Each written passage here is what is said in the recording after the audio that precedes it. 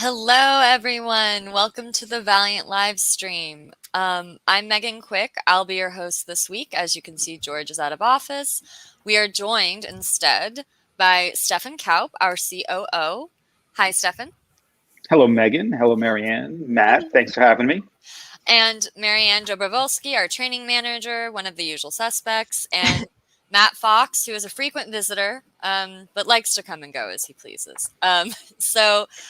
Welcome to the live stream. Welcome, regular viewers. We're so happy to. Oh, see, there he goes, flexing.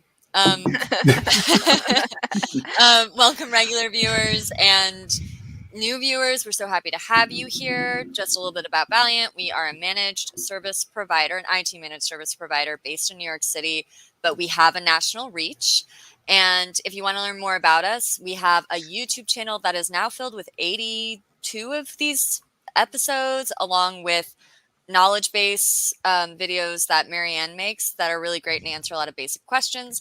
And you can visit us at the Valiant Way /live, right? Am I right on that, Matt?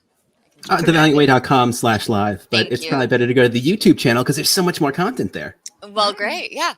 So many options, but yeah, please check us out. And we are so happy to have you here. So let's get started, which is very appropriate because this episode is called Start.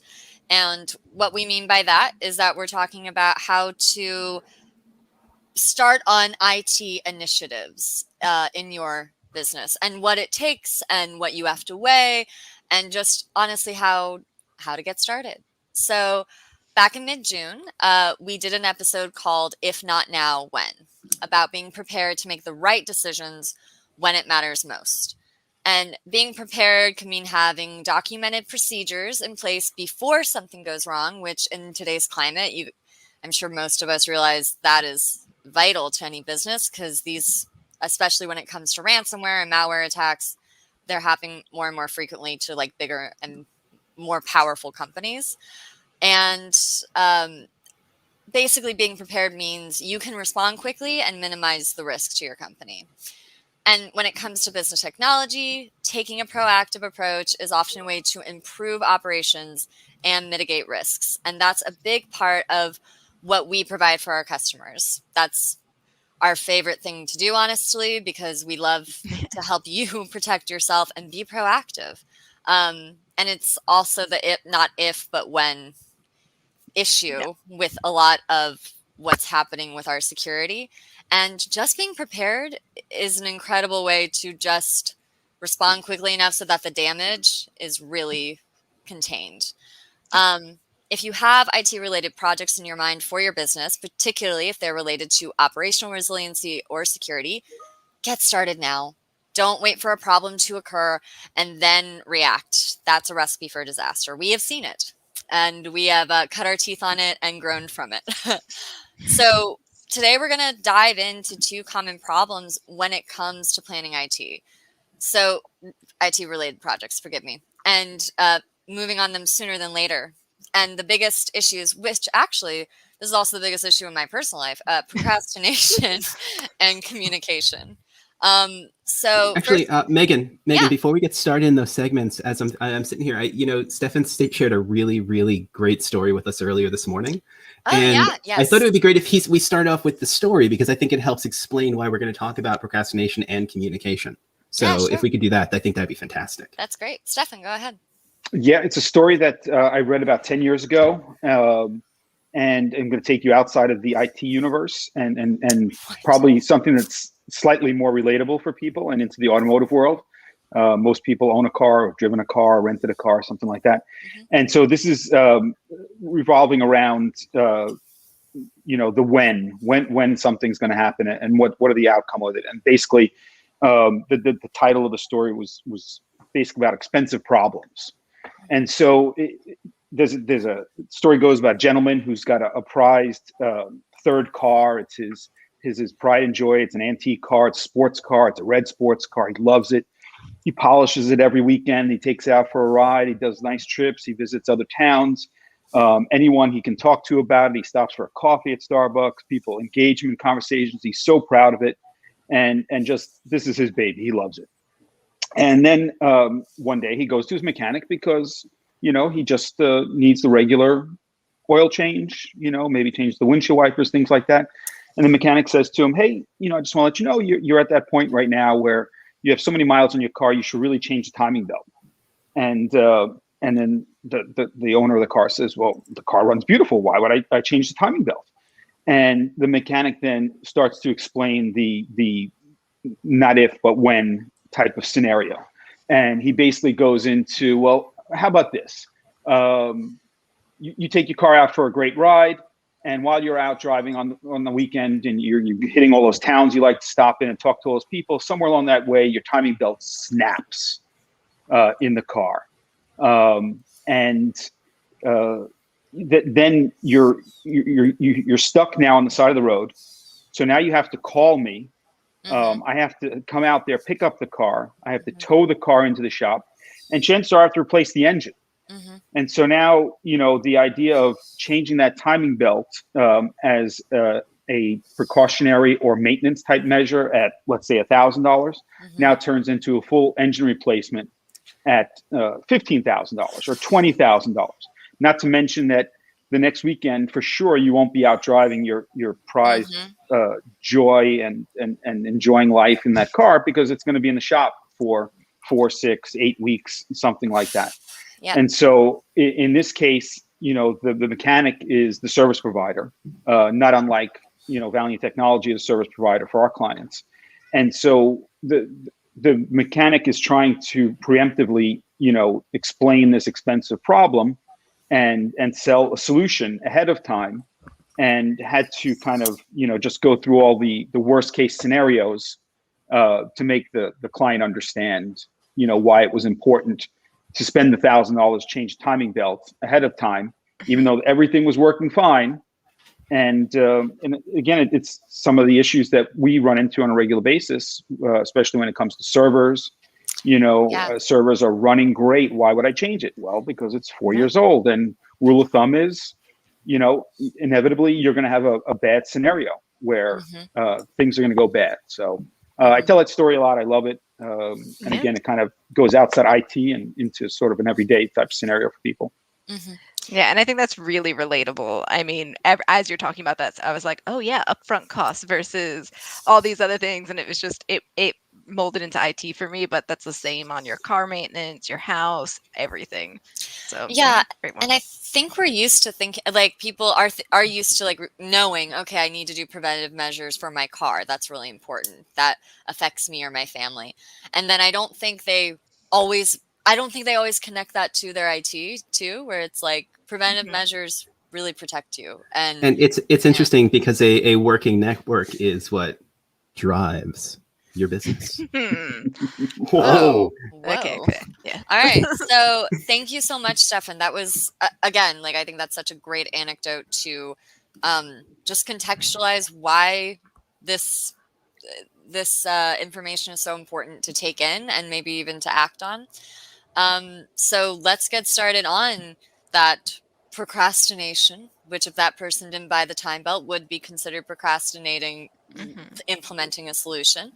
Marianne, Stefan, who wants to take this fatal flaw?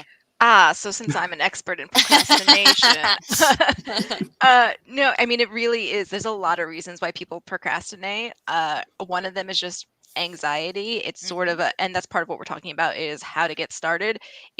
There's so much going on. Where do I begin?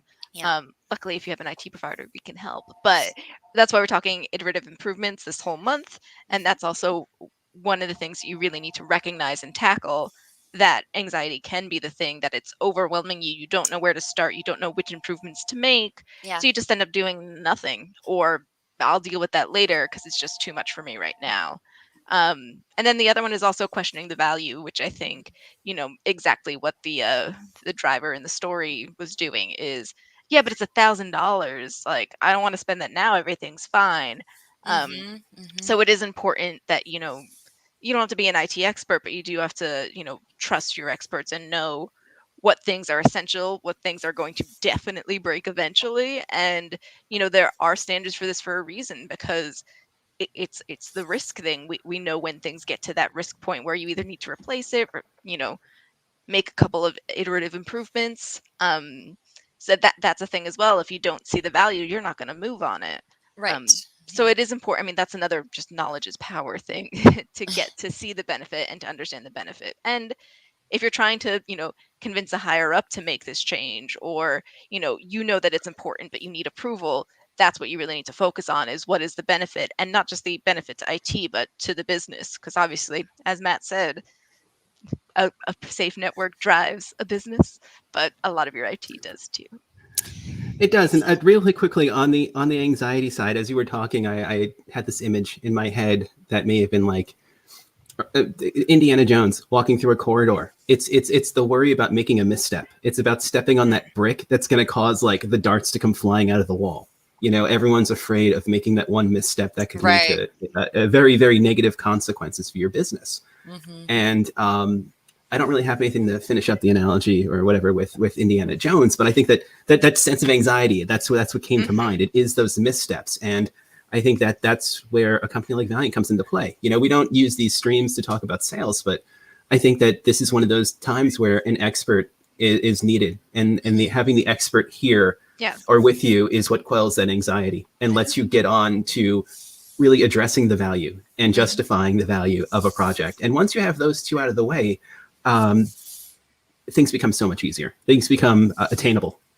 Mm-hmm. Yeah, and I think to that end, this is, a completely other stream, is that if you are working with a professional that you trust, they're going to give you some, sometimes costly upfront truths that you need to put money into something. And as long, if you're working with someone you trust, that you can trust their expertise on that area. So that kind of helps quell the anxiety. Although sometimes you have to just admit to yourself that what you're doing is based on anxiety, which is what I do every day when I decide not to clean my house. There's just so much to start with. I think also every business is very different too. If it's a very client-facing business, like a retail location, you walk into a beautiful retail store and you're like, this is so beautiful here. And they spent 90% of their budget on the front facing to the client and 10% on IT. But if the IT goes down and now the point of sale system doesn't work, or the phones don't work, but they don't really think about that, as opposed to a true office environment where maybe you're a stock trader and you have to have lightning fast speed, where you would spend 90% on your infrastructure and your IT and 10% on the desks and the wall hangings and things like that. But that's a good point to make, is that, again, we're not just talking about businesses, IT businesses, we're talking about all businesses. So, you do need to know your priorities, and part of getting that information is actually, it's part of the second point that we're talking about, which is communication. So, making sure that you know what your priorities are, and sometimes that's the communication is where that can falter. Yeah, exactly. Stefan, you're our VoIP sort of aficionado at Valiant, which you're also just a great communicator as well. I just thought it'd be funny to bring that up. Can you talk a little bit about the importance of communication for all this stuff, and how people can communicate well too with each other? Yeah, we're going through, a perfect real life example that came across my desk yesterday. One of our clients still utilizing traditional copper phone lines in their office environment for their fax machines and for their fire and security alarm systems. And they got a notice from Verizon that in the very near future, they're going to discontinue that, which is very common in New York City. I'm sure less in the rest of the country. And so now they're forced to move over to a VoIP platform. And VoIP is voice over IP, which is basically what you would have from your cable provider. It runs over your data networks. And most of we use RingCentral exclusively at Valiant, but there are also other providers out that are all very, very good. And basically you're doing now your faxing and your voice communications, even texting and meetings, all through one of these platforms. So it really simplifies everything and makes it really easy. And it makes the communication so much more efficient, it sounds like, too. You can absolutely, yeah. Yeah, absolutely. I gotta say, interpersonal communication is key. I mean, we're on the stream and we're an incredibly open group of people. Stefan and I didn't always get along that well. I think that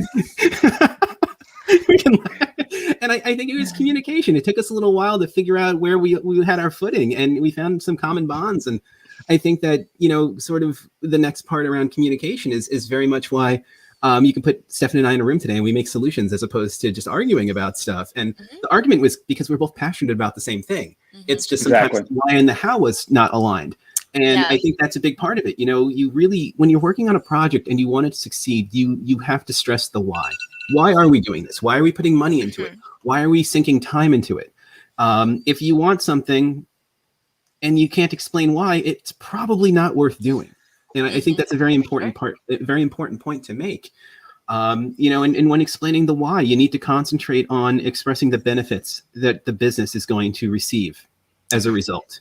Yeah. It's not just, I want widget A because it's neat. It's, I want widget A because it's going to bring some form of efficiency to us that may help us lower our expenses. And in turn, we raise our margins and we do a little bit better. And that allows us to bring better services to customers. I think that's a big part of it. In fact, I think that was a part of the stream. Even in the beginning, it was, why are we doing this? We're doing this to keep busy because we can't leave our homes. Right. Now the why is to get these messages out to people and start dialogues. And the best part is that we see the result of the why because we really took the time to define it and all get behind it. And that's why we do this every week. Yeah. Right. And Marion, you were I was just going to say, you mean tie it back to Stefan's very apt story when we're talking about communication. It's not telling someone that something is necessary isn't always going to work. And while I do, I did emphasize that you should, if you have trusted partners, you can trust them. But frankly, when I go to a mechanic, I'm always a little wary. I don't have a guy yet. So they do need to explain it to me. And sometimes we call it on our end, like the geek to English translator, but it's got to be more than just, well, you got to buy this now because if it breaks, everything's broken. You have to say, I'm going to be honest. I do bring my car to a mechanic and they fix it and I go, oh, okay. So when we were discussing that, I was like, so what's a timing belt? And when Matt and Stefan were explaining it to me, it made sense because where it's going to be working, what else it's going to affect is a huge thing. It's not just, well, if your timing belt snaps, the car's broken. It's not that, well, okay, well, if my car breaks on the side of the road and I'm just sitting there, I can get a tow truck. I've got AAA.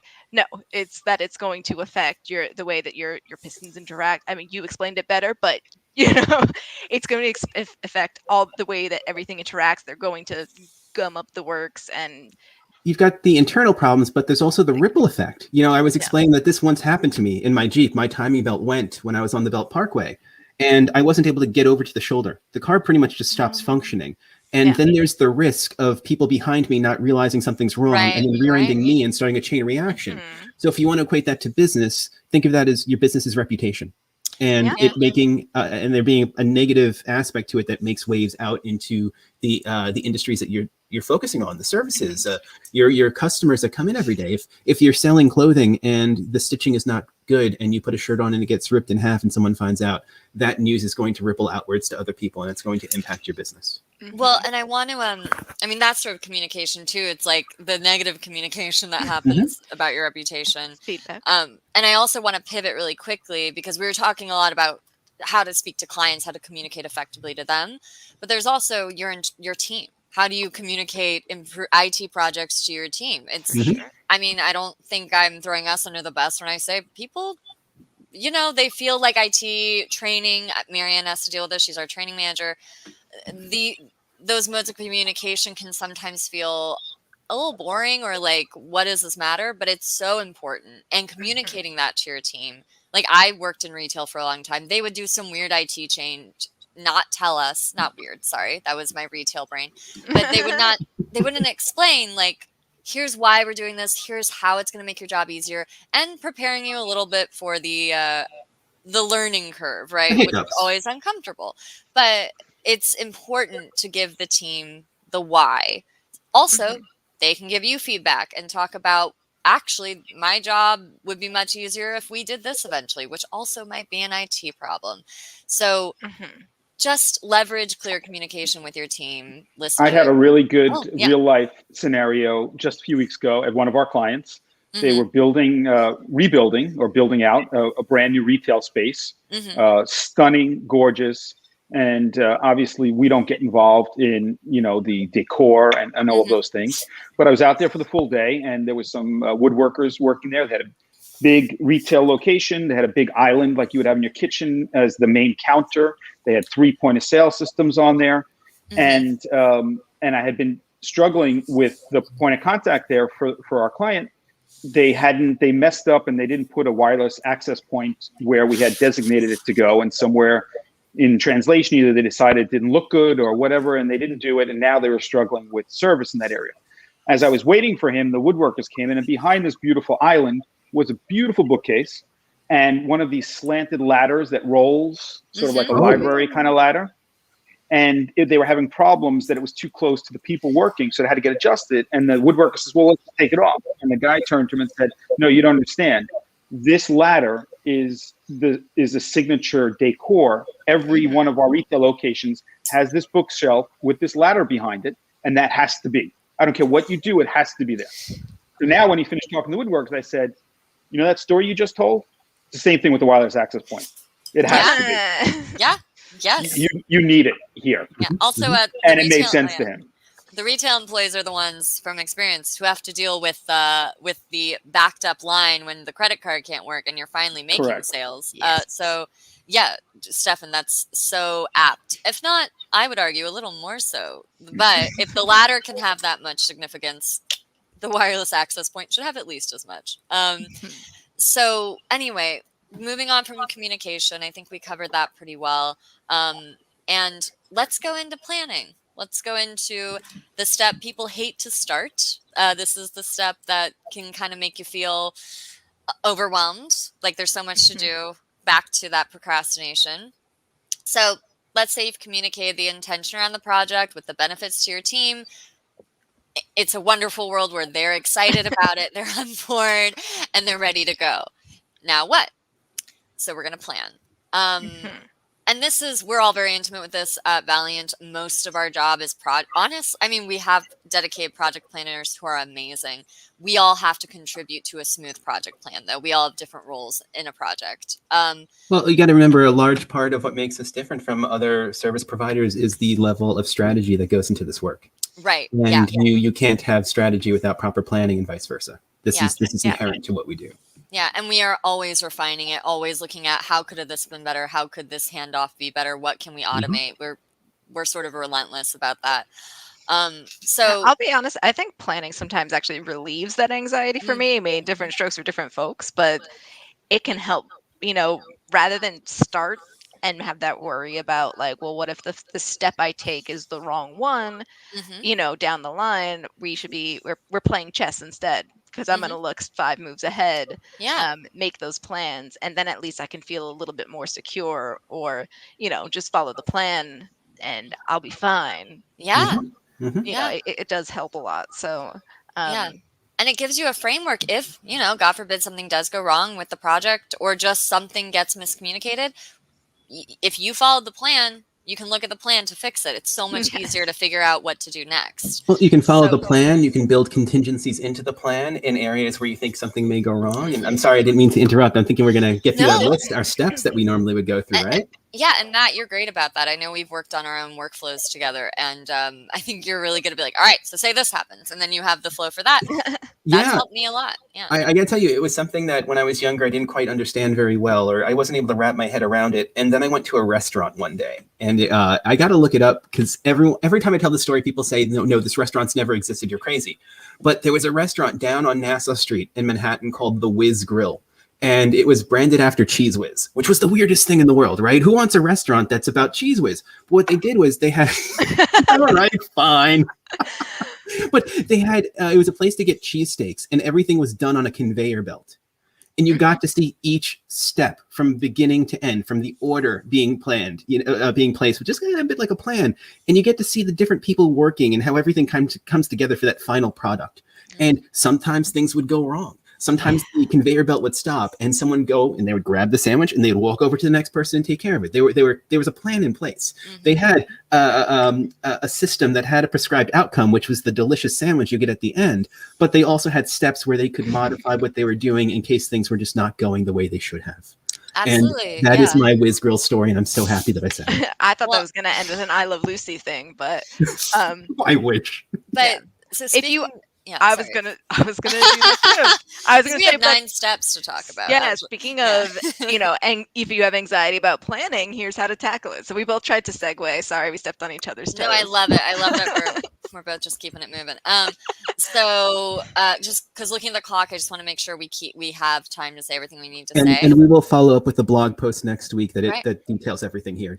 Yes, absolutely. So Marianne, do you want to go through the 9 steps, kind of just label them, and then as Matt said, we'll have like detailed descriptions of these in a blog post? Yeah, I mean, one of the first things, and we talked a little bit about this in communication, but identify the stakeholders, the people who are, going to be making the decisions, who are most going to be affected, whatever is important to your particular business.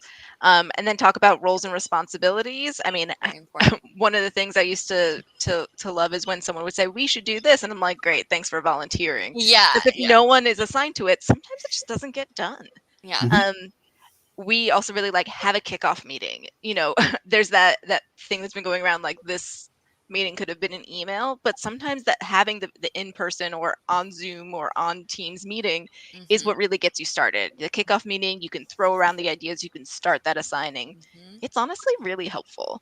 Then there's going to be some defining the scope, the budget, and the timeline, all important, especially when you're going to be talking about, the business impact and everything like that. That's where reality comes in. I think that's the important part. It is, yeah. And it's again that intangible, like, well, this needs to be done or things are going to break. Okay, well, let's talk about timing. Let's talk about cost, and let's talk about exactly what it's going to affect. Because if it's like, oh, is this going to make the unicorns fly? It's like, no, we're just trying to rehorse the shoes. Right. Reshoe the horses. Thank you. I understood you though. I was on board. Thank you. And then prioritizing your goals, or one goal, or whatever you guys are doing, is making sure you know what the importance and dependencies are of each goal of this process. It's besides the big picture. You also want to look at the minor goals along the way. Defining your deliverables. All projects have some sort of end result. What are you delivering at the end of this? So whether it's an IT where we need to replace the server, or I'm gonna throw in a new belt on your car. I gotta stop trying with that. There's if you don't see results, there's still gonna be like, I think he just charged me $1,000 for something. Nothing, So there should be like look, new belt, and you didn't break down. Good job. If nothing, at the end of the work, show me the old broken belt, and I'm still driving with my car. I know something happened. Oh, absolutely. Yeah, you see all the wear and tear, literally. So, and then we also create a schedule. This is another one of those things that actually helps prevent procrastination. When you have a schedule, this is different than a timeline. It's a lot more solid. So when you have that schedule laid out, when things are either due, when things need to get started. So that's a really good resource to make sure the stuff gets done, and even just helps you make sure you're on track. Perform a risk assessment, because any project you start, if you don't have that person going, well, what if, that's actually a problem. You actually do need a little bit of a naysayer in there. What? I was going to say devil's advocate. There's going to have to be someone who plays the role of doom and gloom. That's the way I look at it. Yeah. And it can be a rough role to play, but sometimes you have to be that person. It's like, what if this breaks? What if this disappears? What if this doesn't go well? Because you need to look at every possible thing that could go right and wrong. And we've talked about this in the past, talking about how we like to do tabletop exercises, which are really good. Different than the one that we did in the video below, different tabletop exercise. But we do like having those things where we just talk out every scenario. What if this happened? What's the next step? And that really helps you make the contingency plans. It helps you. I believe that's going to be the episode 2 weeks from now. We're going to be talking tabletops with George and Justin. That's something I'm really looking forward to doing. It's going to be like, risk for IT board game kind of thing. Maybe we'll have a little bit of fun with it, but it's a serious topic. But I think that having a little bit of fun makes it a little bit easier to absorb and really wrap your head around. So I'm looking forward to doing that. Yeah. And going through those scenarios, you know, a lot of them are going to be realistic, but then, like we said, when you get to the point where it's like, well, all of Manhattan has sunk into the ocean, then it's like, well, I don't think we're going to be able to fix that. Yeah, so maybe. That's the end of this thread. We are living through very unrealistic times with It's true. with supply chains right now, and everyone experiencing it. So that is something I don't even know how you really plan for, because, you know, as you guys know, our procurement team has probably increased their workload by 25% because hardware is just not attainable at this point. Mm-hmm. Cars, you know, you name it, everything. So raw materials, you know. Yep. Mm-hmm. Absolutely. Yeah. So there are some things that maybe you aren't anticipating, but if we're talking back about, you know, the naysayers, someone might have thought of it. So, you know, keep that communication alive. And you know, there are some things where, like, maybe it's not necessarily worth what's the risk versus likelihood to talk about. You know, I don't know if Thor is going to come in and destroy our company. I'm not really planning for that, but you know, whatever. Wait, Thor? Did you just say Thor? I was thinking Hulk, and I went with Thor because I thought that he's an alien and doesn't like us. But that's not true. And then, okay, geek cred removed. I'm sorry. Let's go on to communicate the final plan to get past that shame. Once the plan's been completed, you have to communicate it. And you have to communicate with, go back to the top, the stakeholders, but also the team, the people that are going to be implementing it, the people that are going to be most affected by it. So that's a really important part, is to make sure that everyone's on board. I mean, you don't want to be in a scenario where you're like, we made this great change, and everyone's like, wait, what? Right. Yeah. You don't want I mean, it's a weird thing with IT too, where it's like the best IT is invisible IT, you know, like the best IT is like everything's working. You never have a headache, but also we want to be able to show, hey, like, here's the before and after of what we've done. And maybe you've noticed it's working so much better. So let's go to segment 5, home stretch, but also really important part of this stream, priorities. We've talked about procrastination. We've talked about communication. We gave you the basic steps to help start planning. And we have to go back to why we do all this, prioritization. Stefan, do you want to talk a little bit about prioritization when it comes to IT projects, maybe even from your perspective as the CEO of Valiant as well? Yeah, absolutely. So, I mean, the priorities is with an IT project or any project, you know, there's differences between, like, if you're building out a new space, or you're renovating a space, or retrofitting a space. But again, me and Matt spoke earlier about, you know, what's important to some people versus other people. And, you know, and again, you know, when you build out a new space, you know, people don't put a lot of thought to it, but, you know, you need wiring done. You need wiring done for your network. And, you know, I can't tell you how many times we've gone in, you know, been invited, hey, we need an IT company, and here's our new space. Like, oh, looks great. You closed the walls already. Why'd you close the walls? And they're like, well, because we want it to look beautiful. Well, now we have to rip them open to put the wire in, you know, so that's a level of prioritizing, you know, the project in that case, you know. So there's nothing easier than wiring a new office or a home or anything with all the walls exposed, you know, and that it's flawless then. And then to do it afterwards is just painful. Well, that's what happens when you put the cart before the horse. And I think that's the point we're trying to make here, is that, you know, it is going to be different for everyone, just like we talked about this morning. And it's tough to be able to put together, say, like, best practices, because we all have very different priorities. But one thing that we can do is talk about our philosophy on network design and our Valiant Pyramid, because that's what we use to help dictate the order in which we execute projects for customers. So I'm going to pull that up real quickly. We've looked at it before. It's pretty. We'll look at it again. You know, the Valiant Pyramid is based on Maslow's hierarchy of need. I don't want to go into that, because then all of a sudden I'll start throwing out, like, philosophers' memes and stuff. But the idea is that stability is important. If a network isn't stable, you can't secure anything. So any project that deals with the stability of a network or its reliability, anything dealing with operational resilience, comes first. After that, we tackle things around security, because we actually have something that can be secured. Let's go back to a car analogy. there's no point in having an alarm system in a car that's got a broken window, right? Because it's not going to stop someone from getting in. If you're going to repair your car, the first thing you need to do is fix that window. That makes the environment stable. Now having a car alarm makes sense.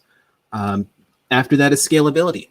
These are projects that allow you to increase output or find new efficiencies or find new ways to do things with the resources that you have, or even just the ability to grow those resources alongside your business.